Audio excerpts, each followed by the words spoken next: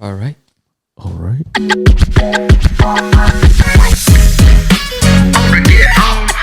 the podcast. Welcome to the show. Say, owner get home. I said, owner get home. Hello, Owner Get Own family. Welcome to the podcast. Welcome to the show where we teach you how to own So you don't get owned. in real estate. I'm your host and lender, David. And I'm your local real estate agent and architect, Hero. All right. All right. Welcome to the new studio For all those watching on YouTube, because we're going to be posting this one for sure. on YouTube, baby. Yeah, we need to get that channel started. Yeah. Yeah. Hey, thanks for putting all this together, Hero. Yeah, I had to sand down these furniture pieces. Thank you, Andrew, for allowing me to use your sander. And we were able to restain them to a nice color. So now it all matches. Shout out Target for this little fake plant behind us. And what about this our Owner Get Own sign? Yeah, we have a new little canvas print behind us as well. Signage. Yeah, for the visual. They're listening on podcasts, I can't see it, but there's a nice sign. Just trust us. And your sweat equity Yeah, put a into lot. this. My fingers were cut up and everything, but it was all worth it. Yeah, this is awesome. And we have two special guests today on our podcast. We'll introduce. We have heroes Ando and Abby. Yeah, our dogs. Woof woof. Woof woof. Yeah, I mean, overall, we're definitely just upgrading in every which way possible, right? I think the recent weeks have been great. I don't know if you guys have been watching our Instagram posts or TikTok reels, whatever. TikTok posts, Instagram reels. There you go. But we had some comedy skits. Trying to post those every Wednesday, informational ones on Fridays, and promos on Mondays, along with our episodes. So really trying to push hard this year. Yeah, do us a favor, like it, share it, and just follow us. Yep. We really appreciate everything. Yeah. How's your resolution going? So I got injured.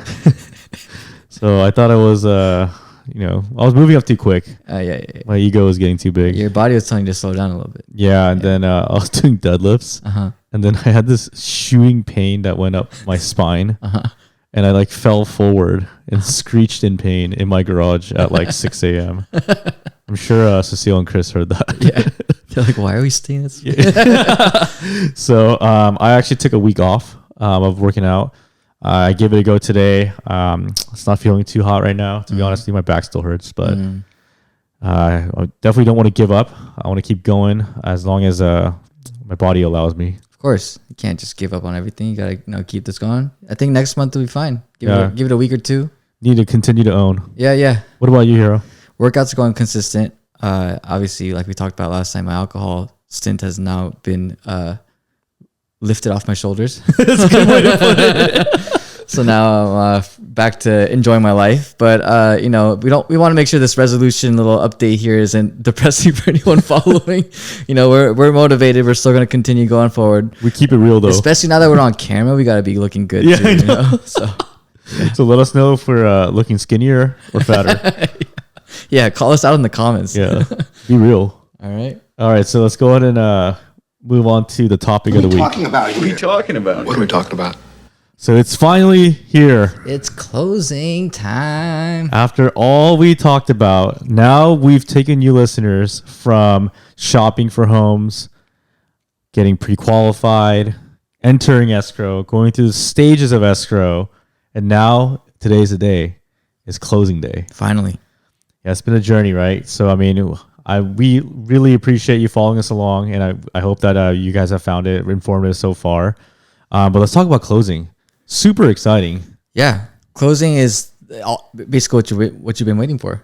Yeah. You got to finally get the keys. You get to enjoy the fruits of your labor and open that door as the official new homeowner. Yeah, and then just to kind of piggyback off of last week's episode, at this point we've gotten the approvals in and got the conditions all back, and you got what's the most important thing called clear to close on the lender side. Yeah, that means all the conditions are met and satisfied, and the loan docs go from us to escrow. Yep. And it's ready for you to sign final closing paperwork. Yeah, you got like a Harry Potter sized book of paper. It just gets longer and longer. Yeah, and then you sign your signature on every page. And you'd think that after practicing your signature over and over, you get better, but that last page is it's so bad. It's the worst Scribbles. version of your yeah. And then they're recorded documents too. So like if you pull like recorded deeds of people, it's just so bad. It's just like scribbles. Yeah. Yeah, Ando, you don't like that, huh? Ando doesn't like those scribbles at all. But yeah, I mean, it's so exciting. I mean, just to be part, at least from my side, just be part of that journey with the homeowner or the home buyer, the new homeowner, right? Just being there for them, making that call. Hey, it's clear to close. And for you, you know, sometimes I'm sure you go to signing sometimes as well. Sure. It's just nice to be able to hand off the key, literally for you, and you know, figuratively for me. Yeah, it's a great feeling for sure. Everyone's been working hard to help the buyers out to this point, the sellers out to this point too. Everyone wants to hear that nice phone call saying, "Hey, you know, everything's good to go. We're fully recorded." So from my side as the agent, right before you do close, you're gonna do a final walkthrough about 5 days before. Make sure your house is still in the same condition it was before. If it's not, that's kind of a time to really, you know, hit the seller agent up and say, you know what, there's some things here that haven't really been here before. Let's figure this out. Movers should have gone everything out of the house by then too, so that way the house is clean, ready to move in for you too. If you're a good seller, you'll be having a little like a cleaner or something to come in the house and really get things spotless for the Yeah, buyers I did as that. well. I mean, we thought about it. We're like, hey, do we want to spend that extra whatever, like $100-$150 to get a deep clean? But I Deep clean. Yeah. Vicky and I talked about it, and we said, hey, this is gonna be their home, and it was our home for 2.5 years.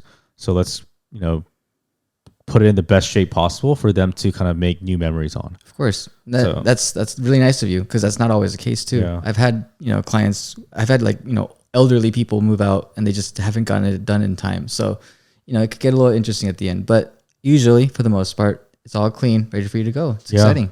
Or if you buy new construction like me, Yeah. it's clean. It's just there's empty. So If it's dirty in there, you got a problem. Yeah. So, I mean, I think on the lender side, just scooting back a little bit, I know we talked about getting the clear to close, but one document that's really important, typically is before the clear to close. It's called the closing disclosure. So that's where you go over the terms that are set forth. So like your final interest rate, payment, how much you're going to bring to close. Those 3 items, a loan officer will go over those items with you. Typically, the 2 important things, right, Ando, is going to be your payment, because by this time we'll have the most accurate insurance and tax amount, and also the funds due at closing. So down payment, like we talked about, down payment, taxes, insurance, closing costs, that should be all dialed in at this point, where you're able to go over that in detail with your lender. So there's no surprises at the closing table. Exactly. Really, in theory, you want to walk into the closing and you know exactly what to expect. No surprises, sign it on the dotted lines, and you get the keys. It's perfect. It's a great time. Closing day is always a great time, for sure. Yeah, so congratulations. You've listened this far. Hopefully one day you'll listen back on this when you actually buy your house too, and really kind of associate with everything we've been saying and really relate to it. So Yeah, I mean, let's talk about, I wanted to kind of tell like a personal story, right? So tell me about like your best feel good closing story. best feel good closing story was probably the ones where the transaction itself was just super difficult. Things just did not seem like it was going to work out too well. And then at the end, it was actually John's probably where the house ended up being a grow house, and we had to Oh, yeah, that was tough. really navigate Yeah. through all the legal issues with that, clear everything up with the utilities as well. And then you finally get to the point where the agent was being non-responsive. Just we couldn't get any information out of them, and it was just a really difficult transaction. But all in all, at the end, everyone pulled through, and we finally got it done, even though it was a little delayed. But it just really kind of came to the point where it's like, you know what? There's nothing else to stress about. Now it's really good to go. And the really cool thing about it is it's a mutual friend of ours, and shout out John. That was actually a house that he bought for his parents. Yeah. So, I mean, that's Oh, it's great. It's such a feel good story, right? And everyone's so happy when you hand off the keys too. Yeah. So it's a great feeling. And then for myself, it's actually pretty recent. I helped a couple. They're recently retired, like I think last month or month prior to us closing. They're relocating. So I had the opportunity to actually source agents for them on the both sides. So they were selling their house in, I want to say Maryland, and then relocating to Georgia. Okay. So I was able to actually, through our network, I was able to get them a sell side agent to sell their home, and also a buy side agent in Georgia to buy their home. Oh wow. So, and also that company that I partner with, shout out NewZip, great company. They actually help them with moving services as well. Oh, nice. So great company. Anyone that looking for out of state or relocation specializing in relocation, they're really great. But anyway, so the transaction wasn't the easiest. Anytime when you're trying to coordinate like sell and buy different states, and they're trying to thread the needle because the down payment, funds to close, all of that was coming from them selling the house. So we have to close on the sale of their home and close on the buy on the same day. And it was 2 different escrow companies. So long story short, it was a difficult transaction, but you know, we were like, my team and I were able to pull that off. Nice. So actually what made me feel so good was when they called me after, they were both like calling me crying, saying like, oh, like, I'm so thankful that you were able to help us and you pulled through. So like, you know, it always feels nice to help out a family, right? At the end of the day, we're really doing something to help build someone's dream usually. So it's a very satisfying end result for sure. And I think that's what we all strive for, right? I mean, that's why I'm in the industry, and that's why you're in the industry as well. Sure. It's just being able to help people get into their homes. Yeah, of course. Oh, that reminds me of the story of this this family that I helped out. They were buying from one family to another. It was from the parents to the son. So it was a simple transaction, but it was great because I got to see them keep that generational house within them. I didn't even think about that. Yeah, and they kept shipwreck artifacts in there, so they had like pieces from like the Louisiana Purchase and all these different types of artifacts. Ancient artifacts. It was a crazy house, but That's pretty cool. It was great that they kept it all in there. It's awesome. Yeah. Nice. That's awesome.